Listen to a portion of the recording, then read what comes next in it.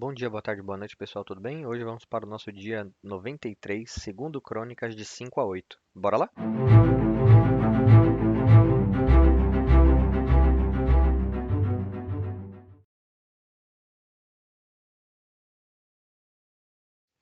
Segundo Crônicas 5. Terminada toda a obra que Salomão havia realizado para o templo do Senhor, ele trouxe as coisas que seu pai, Davi, tinha consagrado e as colocou junto com os tesouros do templo de Deus, a prata, o ouro e todos os utensílios. Então Salomão reuniu em Jerusalém as autoridades de Israel e todos os líderes das tribos e os chefes das famílias israelitas, para levarem de Sião, a cidade de Davi, a arca da aliança do Senhor. E todos os homens de Israel reuniram-se ao rei por ocasião da festa, no sétimo mês. Quando todas as autoridades de Israel chegaram, os levitas pegaram a arca e a levaram com a tenda do encontro e com todos os seus utensílios sagrados. Foram os sacerdotes levitas que levaram tudo. O rei Salomão e toda a comunidade de Israel que se havia reunido a ele diante da arca sacrificaram tantas ovelhas e bois que nem era possível contar. Os sacerdotes levaram a arca da aliança do Senhor para o seu lugar no santuário interno do templo, no lugar santíssimo, e a colocaram debaixo das asas dos querubins. Os querubins tinham suas asas estendidas sobre o lugar da arca e cobriam a arca e as varas utilizadas para o transporte. Essas varas eram tão compridas que as suas pontas, que se estendiam para fora da arca e podiam ser vistas da parte da frente do santuário interno, mas não de fora dele, e elas estão lá até hoje. Na arca havia só as duas tábuas que Moisés tinha colocado quando estava em Horebe, onde o Senhor fez uma aliança com os israelitas depois que saíram do Egito. Os sacerdotes saíram do lugar santo. Todos eles haviam se consagrado, não importando a divisão a que pertenciam. E todos os levitas que eram músicos, Asaf, Emã, Jedutum e os filhos e parentes deles, ficaram a leste do altar, vestidos de linho fino, tocando símbolos, harpas e liras. E os acompanhavam 120 sacerdotes tocando cornetas. Os que tocavam cornetas e os cantores, em uníssono, louvaram e agradeceram ao Senhor. Ao som de cornetas, símbolos e outros instrumentos, levantaram suas vozes em louvor ao Senhor e cantaram: Ele é bom, o seu amor dura para sempre. Então a nuvem encheu o templo do Senhor, de forma que os sacerdotes não podiam desempenhar o seu serviço, pois a glória do Senhor encheu o templo de Deus. Segundo Crônicas 6. E Salomão exclamou: O Senhor disse que habitaria numa nuvem escura. Na realidade, construí para ti um templo magnífico, um lugar para nele habitares para sempre.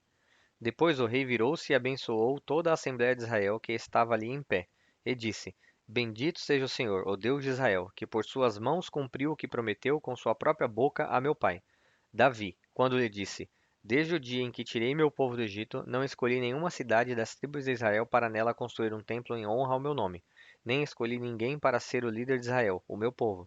Mas agora escolhi Jerusalém para o meu nome ali estar, e escolhi Davi para governar Israel, o meu povo. Meu pai, Davi, tinha no coração o propósito de construir um templo em honra ao nome do Senhor, o Deus de Israel. Mas o Senhor lhe disse: Você fez bem em ter no coração o plano de construir um templo em honra ao meu nome. No entanto, não será você que o construirá, mas o seu filho, que procederá de você. Ele construirá o templo em honra ao meu nome. O Senhor cumpriu a sua promessa. Sou o sucessor de meu pai, Davi, e agora ocupo o trono de Israel, como o Senhor tinha prometido, e construí o templo em honra ao nome do Senhor, o Deus de Israel. Coloquei nele a arca, na qual estão as tábuas da aliança do Senhor, a aliança que ele fez com os israelitas. Depois Salomão colocou-se diante do altar do Senhor e de toda a Assembleia de Israel, e levantou as mãos para orar. Ele havia mandado fazer uma plataforma de bronze com 2 metros e 25 centímetros de comprimento e de largura, e 1 metro e 35 centímetros de altura no centro do pátio externo.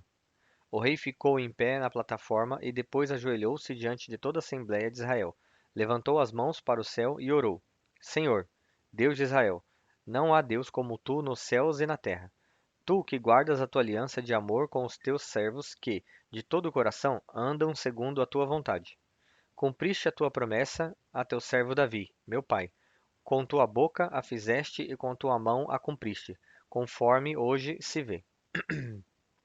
Agora, Senhor, Deus de Israel, cumpre a outra promessa que fizeste a teu servo Davi, meu pai, quando disseste: Você nunca deixará de ter, diante de mim, um descendente que se assente no trono de Israel, se tão somente os seus descendentes tiverem o cuidado de, em tudo, andar segundo a minha lei, como você tem feito. Agora, ó Senhor, Deus de Israel, que se confirme a palavra que falaste a teu servo Davi. Mas será possível que Deus habite na terra com os homens? Os céus, mesmo os mais altos céus, não pode conter-te, muito menos este templo que construí. Ainda assim, atende à oração do teu servo e ao seu pedido de misericórdia, ó Senhor, meu Deus. Ouve o clamor e a oração que teu servo faz hoje na tua presença. Estejam os teus olhos voltados dia e noite para este templo, lugar do qual disseste que nele porias o teu nome, para que ouças a oração que o teu servo fizer voltado para este lugar.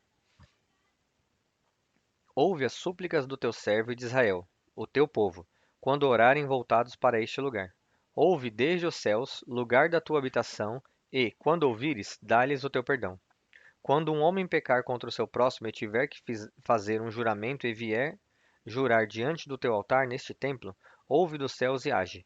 Julga os teus servos, retribui ao culpado, fazendo recair sobre a sua própria cabeça o resultado da sua conduta, e declara sem culpa o inocente, dando-lhe o que a sua inocência merece.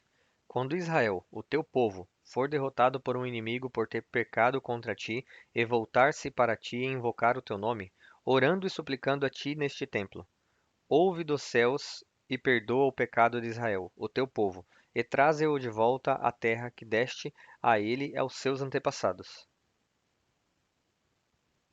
Quando se fechar o céu e não houver chuva por haver o teu povo pecado contra ti, e o teu povo, voltado para este lugar, invocar o teu nome e afastar-se do seu pecado, por o haveres castigado, ouve dos céus e perdoa o pecado dos teus servos, de Israel, o teu povo. Ensina-lhes o caminho certo e envia chuva sobre a tua terra, que deste por herança ao teu povo. Quando houver fome ou praga no país, ferrugem e mofo, gafanhotos peregrinos e gafanhotos devastadores, ou quando inimigos sitiarem as suas cidades, quando, em meio a qualquer praga ou epidemia, uma oração ou uma súplica por misericórdia for feita por um israelita ou por todo Israel, teu povo, cada um sentindo as suas próprias aflições e dores, estendendo as mãos na direção deste templo, ouve dos céus, o lugar da tua habitação. Perdoa e trata cada um de acordo com o que merece, visto que conheces o seu coração. Sim, só tu conheces o coração do homem. Assim, eles te temerão e andarão segundo a tua vontade durante todo o tempo em que viverem na terra que deste aos nossos antepassados. Quanto ao estrangeiro, que não pertence a Israel, o teu povo, e que veio de uma terra distante por causa do teu grande nome, da tua mão poderosa e do teu braço forte, quando ele vier e orar voltado para este templo, ouve dos céus, lugar da tua habitação, e atende o pedido do estrangeiro, a fim de que todos os povos da terra conheçam o teu nome e te temam, como faz Israel, o teu povo, e saibam que este templo que construí traz o teu nome. Quando o teu povo for à guerra contra os seus inimigos, por onde quer que tu o enviares, e orar a ti, voltado para a cidade que escolheste e para o templo que construí em honra ao teu nome, ouve dos céus a sua oração e a sua súplica, e defende a sua causa. Quando pecarem contra ti, pois não há ninguém que não peque, e ficares irado com eles e os entregares ao inimigo, e este os levar prisioneiros para uma terra distante ou próxima, se eles caírem em si, na terra para a qual foram deportados, e se arrependerem e lá orarem, pecamos, praticamos o mal e fomos rebeldes. E se lá eles se voltarem para ti de todo o coração e de toda a sua alma, na terra de seu cativeiro para onde forem levados, e orarem voltados para a terra que deste aos seus antepassados, para a cidade que escolheste para o templo que construí em honra do teu nome, então, dos céus, lugar da tua habitação, ouve a sua oração e a sua súplica, e defende a sua causa. Perdoa o teu povo, que pecou contra ti. Assim, meu Deus, que os teus olhos estejam abertos e os teus ouvidos atentos às orações feitas neste lugar. Agora levanta-te, ó Senhor, ó Deus, e vem para o teu lugar de descanso, tu e a arca do teu poder. Estejam os teus sacerdotes vestidos de salvação, ó Senhor, ó Deus, Que os teus santos se regozijem em tua bondade. Ó Senhor, ó Deus, não rejeites o teu ungido. Lembra-te da fidelidade prometida a teu servo Davi. Segundo Crônicas 7. Assim que Salomão acabou de orar, desceu fogo do céu e consumiu o holocausto e os sacrifícios, e a glória do Senhor encheu o templo. Os sacerdotes não conseguiam entrar no templo do Senhor, porque a glória do Senhor o enchia. Quando todos os israelitas viram o fogo descendo e a glória do Senhor sobre o templo, ajoelharam-se no pavimento com o rosto em terra, adoraram e deram graças ao Senhor, dizendo: Ele é bom, o seu amor dura para sempre. Então o rei e todo Israel ofereceram sacrifícios ao Senhor. O rei Salomão ofereceu em sacrifício 22.000 bois e 120.000 ovelhas. Assim, o rei e todo o povo fizeram a dedicação no templo do Senhor. Os sacerdotes tomaram seus lugares, bem como os levitas, com os instrumentos musicais do Senhor feitos pelo rei Davi para louvar o Senhor, cantando: O seu amor dura para sempre. No outro lado, de frente para os levitas, os sacerdotes tocavam suas cornetas. Todo o povo estava em pé. Quando desculpem, Salomão consagrou a parte central do pátio, que ficava na frente do templo do Senhor, e ali ofereceu holocaustos e a gordura das ofertas de comunhão, pois o altar de bronze que Salomão tinha construído não comportava os holocaustos, as ofertas de cereal e as porções de gordura. Durante 7 dias, Salomão, com todo Israel, celebrou a festa. Era um lugar, uma grande multidão, gente vinda desde Lebo-Hamate até o ribeiro do Egito. No 8º dia, realizaram uma assembléia solene. Levaram 7 dias para a dedicação do altar, e a festa se prolongou por mais 7 dias. No 23º dia do 7º mês, o rei mandou o povo para suas casas, e todos se foram, jubilosos e de coração alegre pelas coisas boas que o Senhor havia feito por Davi e Salomão e por Israel, o seu povo. Quando Salomão acabou de construir o templo do Senhor e o palácio real, executando bem tudo o que pretendia realizar no templo do Senhor e em seu próprio palácio, o Senhor lhe apareceu de noite e disse: Ouvi sua oração e escolhi este lugar para mim, como um templo para sacrifícios. Se eu fechar o céu para que não chova ou mandar que os gafanhotos devorem o país, ou sobre o meu povo enviar uma praga, se o meu povo, que se chama pelo meu nome, se humilhar e orar, buscar a minha face e se afastar dos seus maus caminhos, dos céus o ouvirei, perdoarei o seu pecado e curarei a sua terra. De hoje em diante os meus olhos estarão abertos e os meus ouvidos atentos às orações feitas neste lugar. Escolhi e consagrei este templo para que o meu nome esteja nele para sempre. Meus olhos e meu coração nele sempre estarão. E, se você andar segundo a minha vontade, como fez seu pai Davi, e fizer tudo o que eu ordeno a você, obedecendo aos meus decretos e às minhas leis, firmarei o teu trono, conforme a aliança que fiz com Davi, seu pai, quando eu lhe disse: Você nunca deixará de ter um descendente para governar Israel. Mas se vocês se afastarem de mim e abandonarem os decretos e os mandamentos que dei a vocês e prestarem culto a outros deuses e adorá-los, desarraigarei Israel da minha terra, que dei a vocês, e lançarei para longe da minha presença este templo que consagrei ao meu nome. Farei que ele se torne objeto de zombaria entre os povos. E todos os que passarem por este templo, agora imponente, ficarão espantados e perguntarão: Por que o Senhor fez uma coisa dessas a esta terra e a esse templo? E a resposta será: Porque abandonaram o Senhor, o Deus dos seus antepassados, que os tirou do Egito, e se apegaram a outros deuses, adorando-os e prestando-lhes culto. Por isso ele trouxe sobre eles toda essa desgraça. Segundo Crônicas 8. Depois de 20 anos, durante os quais Salomão construiu o templo do Senhor e o seu próprio palácio, ele reconstruiu as cidades que Hirão lhe tinha dado, e nelas estabeleceu israelitas. Depois atacou Ramat-Zobá e a conquistou. Também reconstruiu Tadmor, no deserto, e todas as cidades armazéns que haviam construído em Ramate. Reconstruiu Bet-Horon Alta e Bet-Horon Baixa, cidades fortificadas com muros, portas e trancas, e também Baalat, e todas as cidades armazéns que possuía, e todas as cidades onde ficavam seus carros e os seus cavalos. Construiu tudo o que desejou em Jerusalém, no Líbano e em todo o território que governou.